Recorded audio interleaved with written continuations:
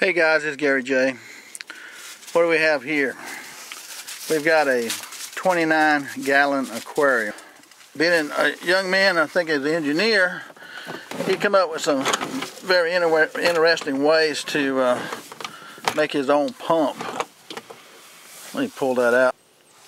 Hey guys, this is our filter system here. It's a large canister. You see my hand on it right here. Anyway, you got like your sponge at the bottom of it, and you got like your Biomax filtering rocks here, or medium, what do you want to call that. And then you got another sponge up here. You got a water pump up here. And in this thing, it doesn't make a sound. You can't hear this thing run. It is quiet as a mouse. It's incredible.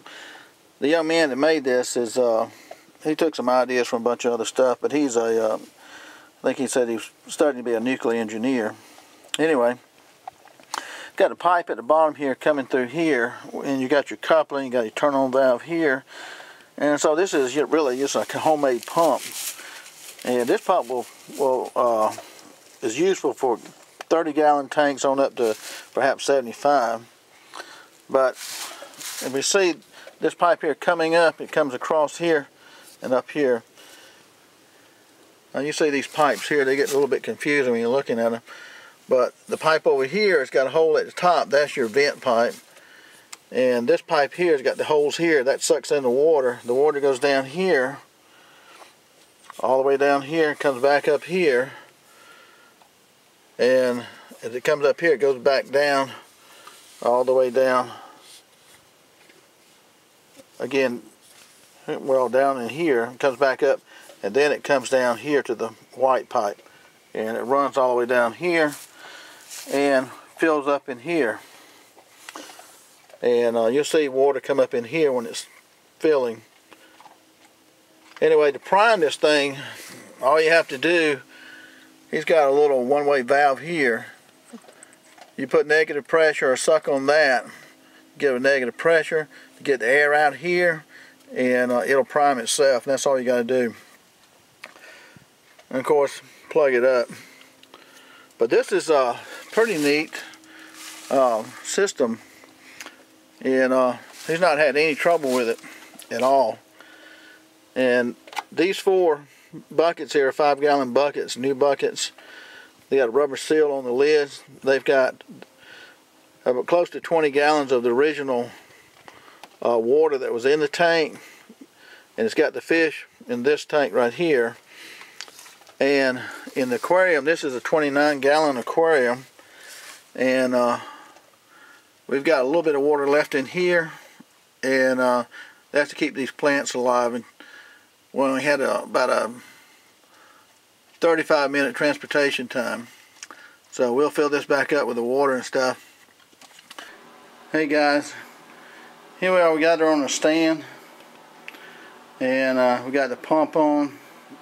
Now we got to fill up with water, and that's kind of where we at right now.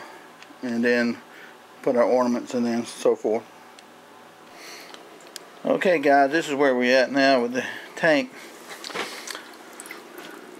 We put the water back in that we had taken out when we moved the tank, and over here's a heater. This is an agitator. This is our pump. Don't have the pump on yet because I need to fill it up. You can kind of see here a little bit. We need about another, excuse me.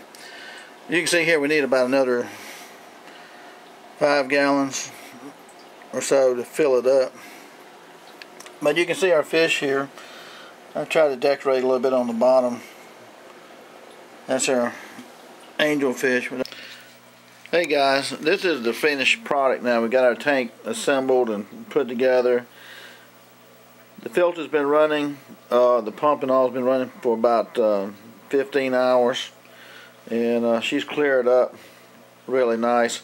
Need to add a couple more gallons of water to top her off at the very top, but she's looking real good.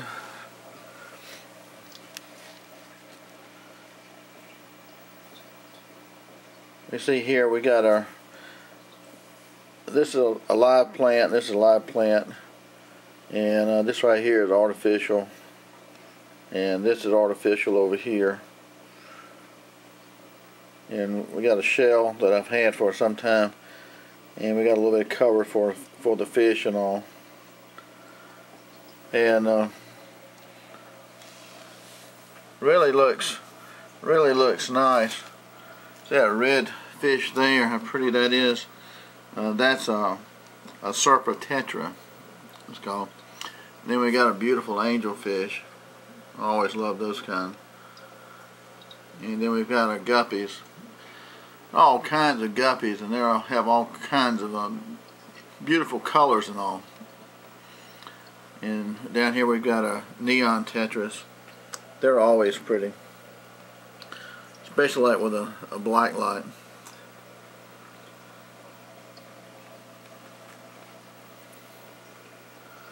And this one up here is two of these, but these are the pearl gourmas. I think they're pronounced gourmas, G-O-U-R-A-M-I-S. Well, they're really pretty.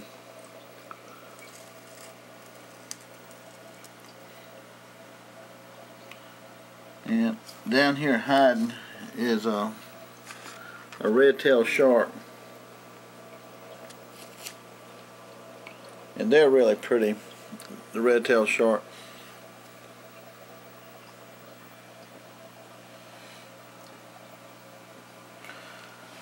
When you see after 15 hours the water is really clear now, and it's already been treated.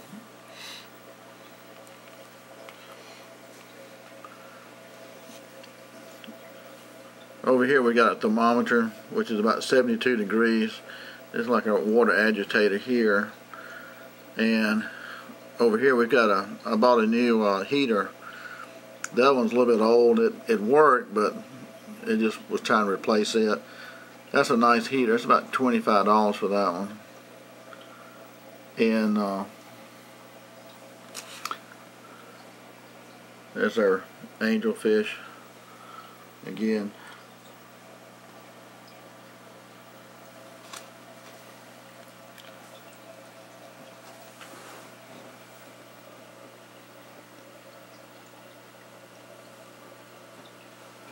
The only thing I really had to add to this at all was just a couple of things.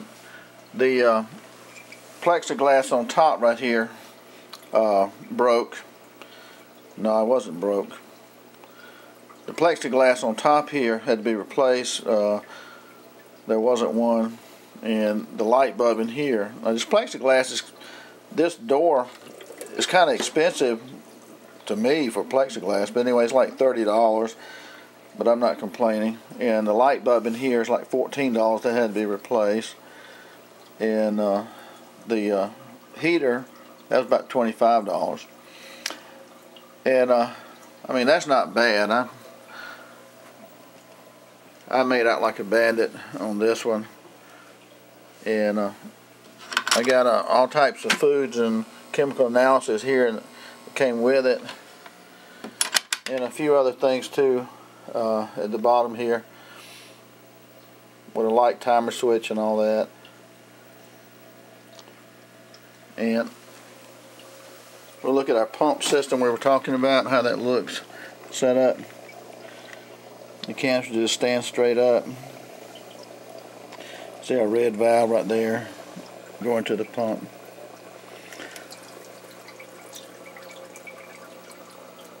Yeah, that's our priming tube right there. You just have to do that one time. And that's our vent. And this right here is our suction pipe here, return pipe that goes down.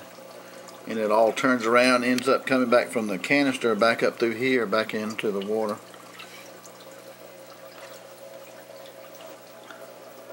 A real neat design.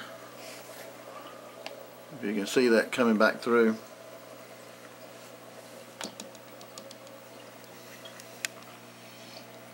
The red-tailed shark didn't want to come out yet. But that is really a pretty fish.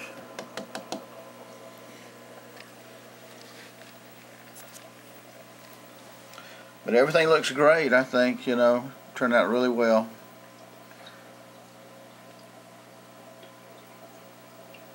I appreciate it, Nick, if you're watching this.